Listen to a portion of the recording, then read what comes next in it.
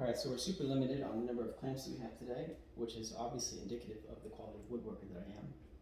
What can I say? But somebody told me once that you work with the tools that you have, not the ones that you want. So let's get at it. So since these are the most trustworthy sides, gluing this at the bottom, I'll start gluing stuff up accordingly.